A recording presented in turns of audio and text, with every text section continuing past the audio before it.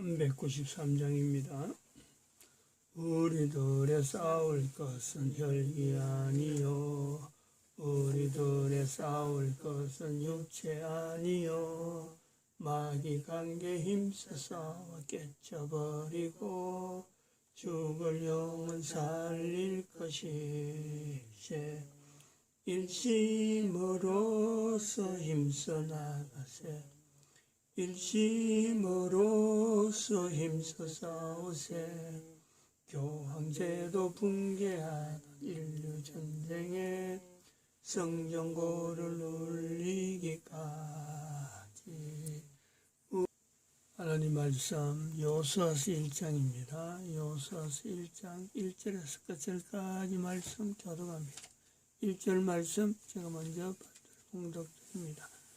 여호와의 종 모세가 죽은 후에 여호와께서 모세의 시종 눈의 아들 여호수아에게 일러 가라사대 네 종 모세가 죽었으니 이제 너는 이 모든 백성으로 더불어 일어나 이 요단을 건너 내가 그들과 이스라엘 자손에게 주는 땅으로 가라. 너희가 하나님의 성전인 것과 하나님의 성령이 너희 안에 거하시는 것을 알지 못하느냐. 모든 정사와 권세와 능력과 주관하는 자와 이 세상과 오는 세상을 일컫는 모든 이름 위에 뛰어나게 하시고 또 만물을 그 발 아래 복종하게 하시고 그를 만물 위에 교회의 머리로 주셨느니라. 교회는 그의 몸이니 만물 안에서 만물을 충만케 하시는 자의 충만이니라. 평강의 하나님이 친히 너희로 온전히 거룩하게 하시고 또 너희 온 영과 혼과 몸이 우리 주 예수 그리스도 강림하실 때에 흠없게 보존되기를 원하노라. 너희를 부르시는 이는 미쁘시니 그가 또한 이루시리라. 진중에 돌아다니며 백성에게 명하여 이르기를 양식을 예배하라. 3일 안에 너희가 요단을 건너 너희 하나님 여호와께서 너희에게 주사 얻게 하시는 땅을 얻기 위하여 들어갈 것임이니라 하라. 항상 우리를 그리스도 안에서 이기게 하시고 우리로 말미암아 그리스도를 아는 냄새를 각지에서 나타내시는 하나님께 감사하노라. 2021년 2월 21일 2021년 2월 21일 숫자가 좀 재미가 있잖아요. 2021 제가 2012년이구나 2012구나 그때는 2021 2021년 2월 21일 대한민국의 그 선지자적 기능, 인류를 대상해서 대한민국이라는 나라가 선지자적인 기능이 있다. 이거를 알아달라 하고 지금 이야기하는 겁니다. 그냥 단순하게 뭐 근거 없이 그런 것이 아니라 2020년 2월 20일 대한민국 망했다는 하나님 말씀을 전하는 정광훈 목사의 이 대한민국 망했다는 표현을 개인적으로 받아들인 개인이죠. 이런 부분이 이제 일종의 선지자적인 요소죠. 개인이지만은 이거는 대한민국 사람이면은 누구든지 가능한 그런 요소를 지금 이야기하고 있는 겁니다. 2012년부터 2012 인류 종말 시대를 선포한 이걸 품고 있던 8년이 경과한 거죠. 그래서 또 그전부터 준비해왔던 국가에서 정체성 임마누엘을 온 인류에게 적용하는 하나의 도표가 지금 만들어진 겁니다. 이 도표, 차에다가 붙이던 그런 도표인데, 요거는 이 도표는 팜프렛이 만들어 있습니다. 근데 뿌리려고 하던 것을 못 뿌린 거죠. 아직도 A4 용지의 사이즈로 된 팜프렛이 그대로 포장된 채로 아직 있습니다. 그래서 이 브로그를 찾아가야 돼요. 브로그를 가면은 그게 준비할 수 있는 방법, 국가에서 정체성에 대한 것도 준비하고 어떤 것을 준비해서 어떻게 대처할 거냐 하는 내용을 이 프로그램에다 기록해 놨다. 그러니까 이것이 인류 전체를 향해서 나가는 선지자적인 위치에서 지금 알리는 거란 말이죠. 지금의 사태가 어떤 그 지경이냐. 지난번에도 말씀드렸으면은, 말씀을 계속 드렸습니다만은, 1년 동안, 작년 1년 동안, 2020년 1년 동안 월별로, 이렇게 뭐 하려고 한 건 아닌데, 월별로 이렇게 진행되던 내용이, 특히 2020년 8월 23일, 교황제도 인류전쟁 선포, 이것을 참, 앞으로 6개월 후에 나타날 내용을 미리 내다보고 한 건 아닙니다. 8월 15일 날 광화문 집회에 있었던 이 집회에서도 비가 와서도 그런 것도 있지만은 이걸 지나고 난 뒤 대한민국의 정치적인 상황 자체에 이 교회를 이제 직접적으로 드러내고 교회를 겨냥하는 그걸 본 거죠. 그래서 개인적으로 제가 굉장한 위기 속에 있었기 때문에 이거 우리가 지금 진행하는 데서 교황제도 이 인류전쟁을 지금에서 선포하지 않으면은 이걸 선포할 기회가 없겠다. 그 위기를 느낀 거예요. 그래서 이걸 선포를 했습니다. 8월 23일 날 이 쪼여오는 교회를 겨냥하면서 목사인 제가 이 개인적으로 이 어떤 쪼여오는 여러 가지 정황이 있었으므로 이거 우리가 일단은 현재 상황에 교황제도 인류전쟁을 선포를 해놔야 되겠구나. 그리고 다음 일어날 일 뭔지도 모르고 일단 이날을 선포를 했는데 이게 1년 지난 1년이 아니죠. 6개월 지난 지금의 말라키 주교위원 이것이 2월 2일 날 이달에 발견되면서 이 프란시스코 교황이 지금 현재 구금 상태로 있는 이 요소가 있단 말이죠. 그리고 이스라엘과 이 교황청과의 관계 15,000km의 그 턴을 뚫어 끌어 금을 잔뜩 갖다 놨다는 거 아니에요? 자, 이런 내용을 이해하려면은 우리가 지난 시간에 말씀드렸던 룩펠러나 미국의 룩펠러나 JP 모건이나 이런 사람들을 알아야 된다라고 말씀했고 룩펠러와 JP 모건을 알려면은 영국에 있는 로스차일드가를 알아야 된다 그랬습니다. 로스차일드가는 지금 여기에 중요하게 나타나고 있습니다. 로스차일드가 1815년 워터루 전쟁 로스차일드가 부상 2012년 이후부터 있던 이 내용에 로스차일드가 부상이 이거는 언급이 안 할 수가 없는 그런 요소가 있어서 여기다가 했는데 마침 지금 요거 한번 보십시오. 요 그림을 어제 2021년 2월 20일 날 이걸 버전을 다시 고쳤죠. 고친 부분이 뭐냐면 이 부분입니다. 1517년에 그 다음에 1919년, 2100년, 2508년 이런 표시를 4가지 한 걸 갖고 여기 버전으로 바꿨다는 거죠. 좀 조정했다 이 말이에요. 그러면 어제 지난 시간에 했던 룩펠러나 JP 모건이 시대는요 1910년입니다. 1910년 요거 연대를 알아야 돼요. 1907년, 1912년 지난 시간 말씀했습니다. 1913년 하는 이런 말씀을 했어요. 근데 그걸 이렇게 가보면요 2012년에 딱 가보면은 이게 100년입니다. 100년. 2012년에 100년 전에 로스차일드가 아니고 룩펠러와 JP 모건이 그때 무슨 배야 무슨 배지?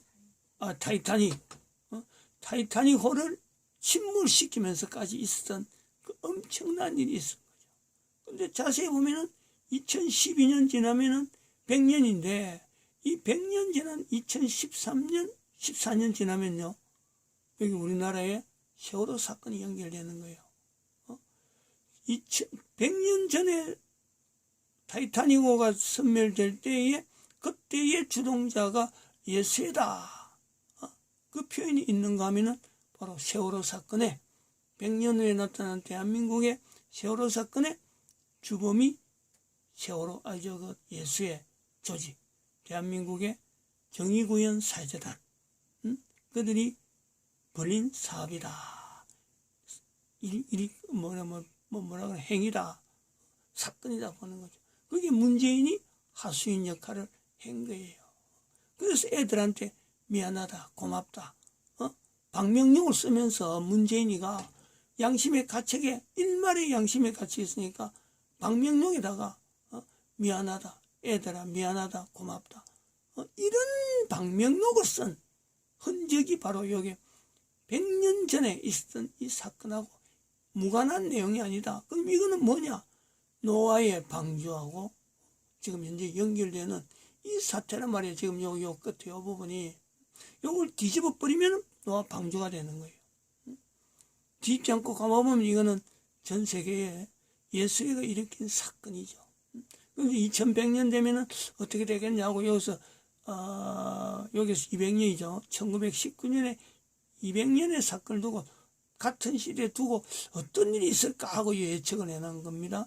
그리고 2508년은 교황제도가 붕괴되면서 한글 공식 사용을 전 인류 간의 공식 사용이 아마 이때가 안 되겠냐 하고 예측을 해놨는데 이것이 너무 지금 교황제도가 붕괴가 이건 생각지도 않게 바로 코앞에서 이때 지금 일어난 거죠.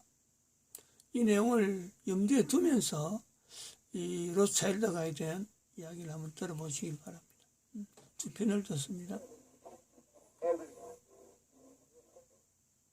안녕하세요. 저스티스입니다. 이번 시간에는 세계 금융시장을 휘두르는 로스차일드 가문에 대해서 재미있는 일화 위주로 살펴보도록 하겠습니다. 여러분 재밌게 보시고 좋아요와 알림 설정까지 꼭 부탁드리겠습니다.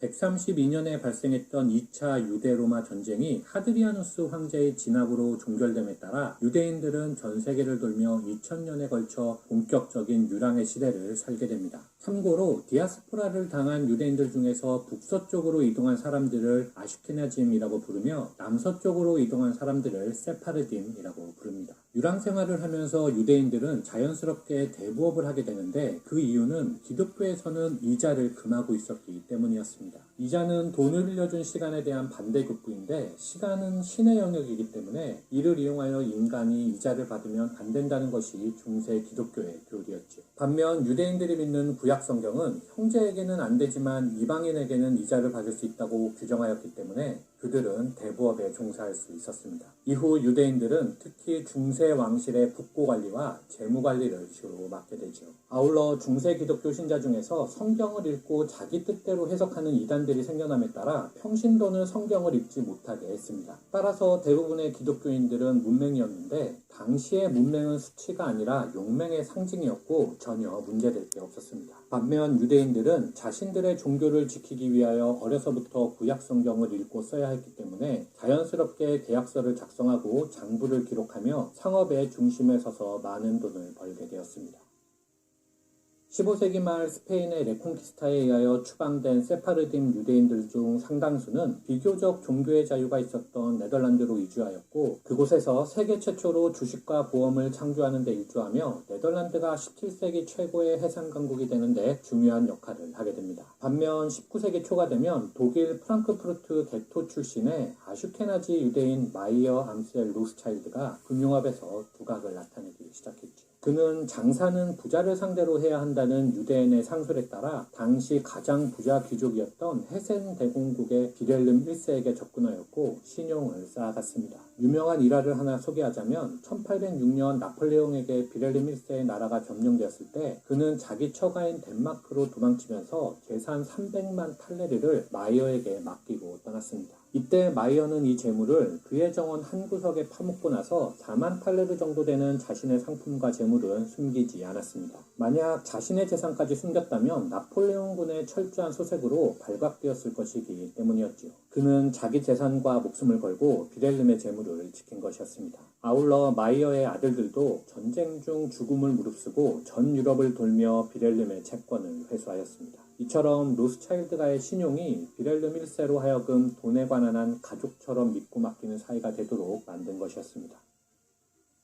여기서 마이어의 가계도를 잠깐 살펴보겠습니다. 그에게는 5명의 아들이 있었는데 첫째인 암셀 마이어는 프랑크푸르트 본가에서 본인의 사업을 이어받게 하였고, 둘째인 살로몬 마이어는 비렐름 1세의 재정자문관으로 있다가 빈에 보내졌으며, 넷째인 칼 마이어는 나폴리에, 막내인 제임스 마이어가 파리에 보내졌습니다. 그리고 가장 중추적인 역할을 하는 셋째 네이선 마이어는 런던으로 보내졌습니다. 4명의 아들들은 모두 그곳에서 거대한 국제 어음결제은행을 만들었고, 이것이 우리가 알고 있는 로스차일드 가문 번영의 시작이라 볼 수 있겠습니다. 아울러 그 덕분에 마이어의 아들들은 유럽의 지리와 정보를 꿰뚫어 보게 되었고, 이것이 훗날 그들에게 어마어마한 부를 가져다 주기도 하였습니다. 예를 들면 1815년 6월 18일 워털루에서 나폴레옹이 웰링턴 장군에게 패배했을 때 네이선이 이 정보를 영국 왕실보다 먼저 입수하여 증권시장으로 직행했고, 큰손으로 알려진 그에게 전쟁 결과를 기다리던 사람들의 시선이 집중되었습니다.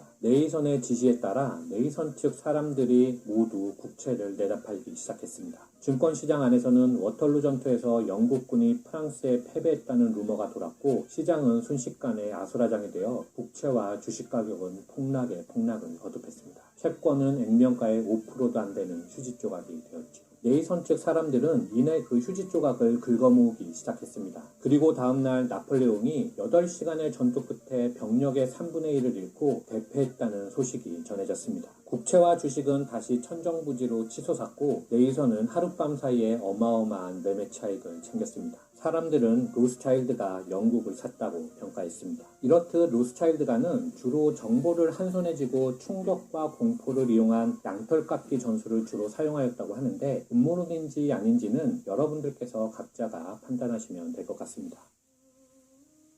1860년대 오스만 제국의 이스마일 총독은 프랑스의 도움으로 수에즈 운하를 건설했습니다. 하지만 영국은 운하 건설이 불가능하다고 판단하여 투자하지 않았죠. 수에즈 운하 덕에 유럽에서 아시아로 가는 항해 시간이 반으로 줄었고, 프랑스는 계속하여 통행 요금을 올렸는데 식민지를 놓고 프랑스와 다투던 영국에게 이것은 큰 위협이었습니다. 하지만 곧 기회가 찾아왔습니다. 1875년 11월 현금이 바닥난 이스마일이 운하의 주식 44%를 비밀리에 시장에 내놓은 것이었죠. 당시 영국의 수상 벤저민 디시데일리는 이를 꼭 사고 싶었지만 400만 파운드라는 큰 금액이 필요했습니다. 대영 제국 여왕 빅토리아의 재산은 아무리 많아도 500만 파운드를 넘기지 못했으니까요. 이를 살 수 있는 가문은 로스차일드밖에 없었습니다. 벤저민은 자신의 친구 리오넬 로스차일드에게 400만 파운드를 요청했고, 영국은 곧 수에즈 운하의 최대 주주가 되었습니다. 수에즈 운하를 장악한 영국은 훗날 프랑스와 독일을 누르고 삼시 정책을 완성하게 됩니다.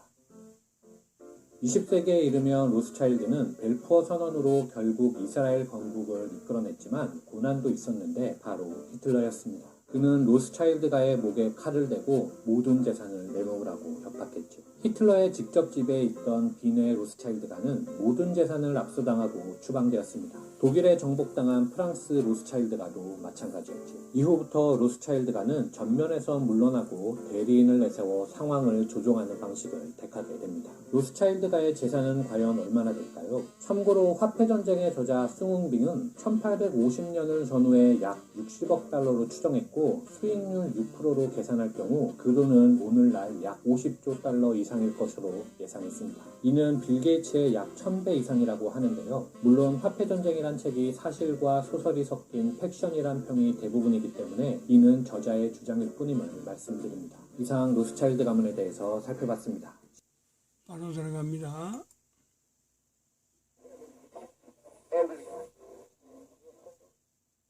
안녕하세요, 저스티스입니다. 이번 시간에는 로스차일드 2편으로 흥미로운 일화 5가지를 추가로 소개해보도록 하겠습니다. 여러분 재밌게 보시고 좋아요 한 번씩만 눌러주시면 감사하겠습니다. 초기 로스차일드 가문의 부의 원천은 강력한 정보통신과 수송 네트워크였습니다. 마이어 암셀 로스차일드의 5 형제들은 강력한 정보통신망을 유지하기 위하여 주로 전서구를 사용하였는데 날씨가 나빠 비둘기를 날리기 힘들 때에는 배를 이용하였습니다. 그들은 충분한 보상을 줌으로써 비바람이 몰아치는 날에도 도보 해협을 넘나드는 충성심 높은 선장들을 보유할 수 있었죠. 아울러 유럽 대륙을 종횡무진 내달릴 수 있는 마차 수송망도 구축하였습니다. 그들은 마부를 바꿔가며 밤새도록 달렸고 다른 사람들이 닷새 걸릴 길을 나흘 만에 도착할 수 있었습니다. 이 하루 차이가 금융세계에서는 잔혹하게 승패를 갈라놓았죠. 예를 들면 1805년 12월 나폴레옹이 아우스터리츠 전투에서 오스트리아군에 대승했다는 정보를 먼저 한 형제들은 자신들의 통신망을 통하여 각국에서 오스트리아 채권과 주식을 내다 팔았고 패전 소식이 전해져 가격이 폭락하면 다시 사들이며 유럽의 돈줄을 움켜쥘 수 있었습니다. 아울러 10년 뒤 워털루 전투에서 네이선이 같은 방식으로 엄청난 부를 쌓은 것과 이를 양털깎기 전술이라 부른다는 것은 1편에서 이미 말씀드린 바 있습니다. 또한 1806년에는 나폴레옹이 대륙 봉쇄령을 발표하자 유럽 대륙은 값싼 영국산 제품을 살 수 없게 되어 공산품 가격이 폭등했는데 로스차일드가는 이 기회를 놓치지 않았습니다. 네이선은 영국에서 값싼 옷과 식료품, 담배, 커피, 염료 등을 대량으로 구입하여 자신들의 강력한 수송망을 통해 프랑크푸르트 본가로 공수했고 이 물건들은 독일뿐만 아니라 전 유럽으로 뿌려지며 로스차일드가는 막대한 부를 축적하게 되죠. 네이선은 1807년 가문을 대표하여 나폴레옹과 비밀협정을 맺었습니다. 내용은 나폴레옹에게 스페인 침공 자금을 대는 조건으로 스페인의 금을 갖겠다라는 것이었죠. 1808년 나폴레옹은 스페인을 침공했고 네이선은 직접 스페인의 금을 반출하여 1810년이 되면 런던 증권거래소에서 금융함 베어링가를 제치고 영국 최고의 거부가 되었습니다. 이후 그는 영국 정부를 대신하여 웰링턴 장군의 부대에 군자금을 송금해주게 되었고 1814년에는 정식으로 영국 정부의 법정 대리인으로 선임되어 웰링턴 장군에게 금을 송금하게 되었습니다. 그는 유럽 전역에 뻗어있던 로스차일드 가문의 네트워크를 이용하여 금을 모은 뒤 1811년부터 1815년까지 5년간 약 4,250만 파운드의 금괴를 영국군에게 보냈습니다. 이 과정에서 자연스럽게 유럽 금 유통은 대부분 로스차일드 가문의 영향력 하에 놓이게 되었죠. 금의 독과점 체제가 완성되었고 이후부터는 로스차일드가가 금값을 결정하게 되었습니다.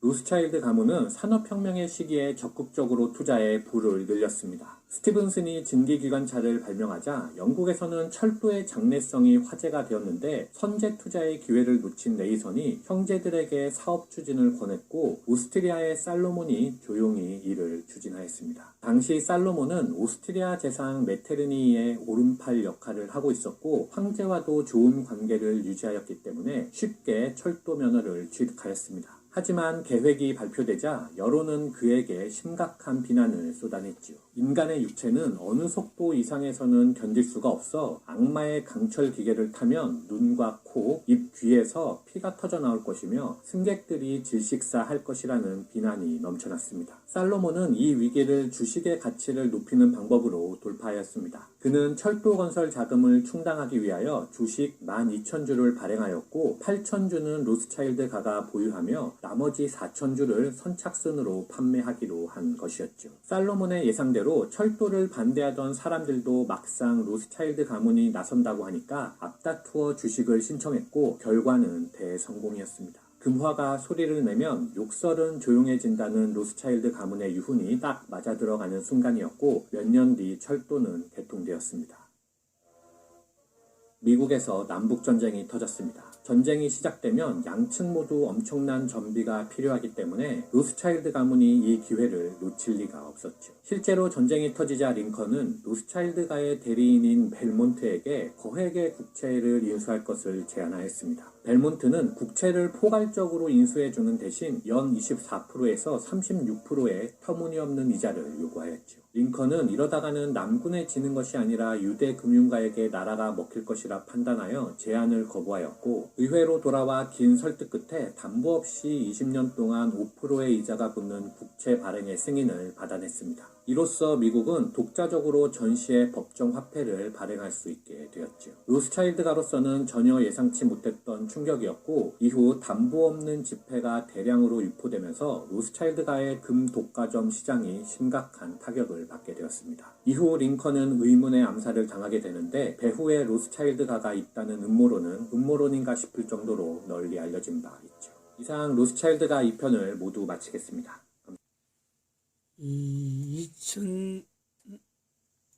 2012년 이후의 인류의 상황과 경제 상태 예측도 이걸 작성하면서 제 자신의 그 어떤 경제 상태 바라보는 시점 자체가 룩펠러나 JP 모건이나 로스차일드가나 하는 이런 것에서 영상에서 나온 이런 것처럼 자세하게 알고 있었던 때는 아닙니다. 단지 그 당시에 2012년 이전에서 1996년까지 하는 이 시간 자체를 천년이라는 개념을 두죠. 천년, 1096년, 2012년, 3008년. 왜 천년의 기간을 일단 두었느냐? 여기 두었기 때문에 3008년이 나오는 거예요. 이것은 바로 1096년에 교황이 십자군 전쟁을 일으켰다. 십자군 전쟁을 일으킴으로써 동서간에 유럽과 아시아 간에 이 십자군 전쟁으로 인해서 징기스칸이 십자군 전쟁 중에 몽고 통일하면서 징기스칸이 서부 아시아를 원정을 나오고, 그리고 아까 지도에 유대인들의 가는 방향, 밑으로도 가고 위로 가는 이런 흐름 자체가 여기에 영향을 받는 거예요. 가만히 있는데 이 사람들이 서쪽으로, 유럽 쪽으로 가지 않고 십자군 전쟁으로 인해서 간 거고, 그리고